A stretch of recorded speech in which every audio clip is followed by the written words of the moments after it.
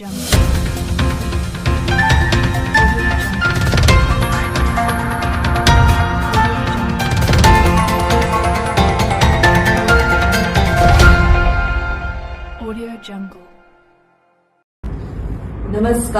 आज आहे दुर्गाष्टमी. आपल्या सर्वांना दुर्गा मातेच्या चरणी ही प्रार्थना करते, सुख लाभो, समाधान लाभो, आपल्या सर्वांचं मंगल हो. सर्व मंगल मांगल्ये शिवे सर्वार्थ साधिके शरण्ये त्र्यंबके गौरी नारायणी नमोस्तुते. देवीच्या चरणी हीच प्रार्थना करते. खूप महापूरची परिस्थिती निर्माण झाली. प्रत्येकाचं पीक केलं, घरामध्ये पाणी शिरलं, काही लोकांची जमीन आणि घर देखील वाहून गेलं. डोळ्यांनी ही परिस्थिती मी पाहिलेली आहे आणि त्यांच्यासाठी सुद्धा नक्कीच योग्य निर्णय सरकार घेईल ही सुद्धा मला पूर्ण शाश्वती आहे. आता येत आहे दसरा मेळावा. हा दसरा मेळावा जरी आपण म्हणत असलो तरी हा मेळावा नाही, ही कुठली सभा नाही, ही कुठलं सामाजिक किंवा राजकीय व्यासपीठ नाही. ही आहे परंपरा. जी परंपरा भगवान बाबांनी सुरू केली, ज्या परंपरेमध्ये अनेक लोक सहभागी झाले. आपल्या मुंडे साहेबांनी त्या परंपरेला एका परमोच्च बिंदूपर्यंत केलं. त्यांच्यानंतर तुमच्या आग्रहास्तव ती परंपरा अनेक संघर्षानंतर मी राखून ठेवली. माझ्या श्वासात श्वास असेपर्यंत मी ही परंपरा खंडित होऊ देणार नाही.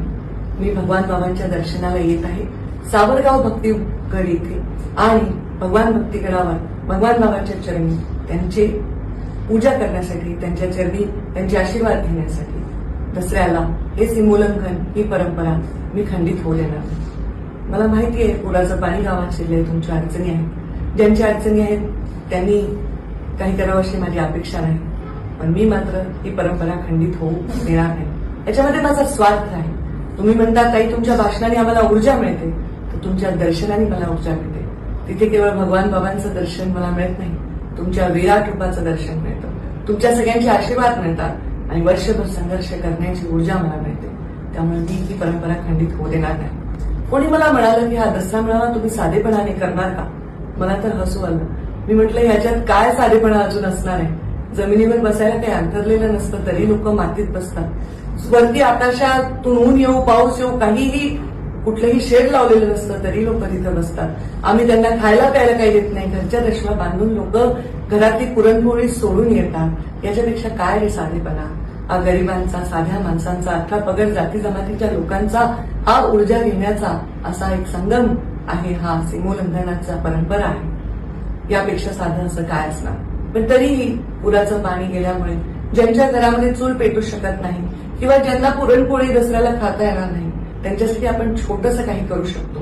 आपण सर्वजण येत असताना आपण ज्या गाडीमध्ये, ज्या वाहनामध्ये येतात, आपल्याला जसं जमेल तसं पुरणपोळीला काय लागतं? चण्याची डाळ लागते, गव्हाचं पीठ लागतं आणि गूळ लागतो. जे काही आपल्याला जमेल ते यथासांग आपल्याबरोबर आणावं, भगवान बाबांच्या चरणी अर्पण करावं. आम्ही त्या गावांमध्ये पोस्ट करू ज्या गावांमध्ये दसऱ्याला पुरणपोळी त्यांना मिळणार नाही, पावसामुळे त्यांची अडचण झाली आहे. हा आपल्या भगवान बाबांचा प्रसाद म्हणून आपण लोकांसाठी या परिस्थितीत करण्याचा एक योग आहे. जरूर आपण माझी ही विनंतीला मान द्या. चला मग भेटूया दसरा मेळाव्याला भगवान भक्तीगड येथे 2 ऑक्टोबर रोजी 11 वाजता.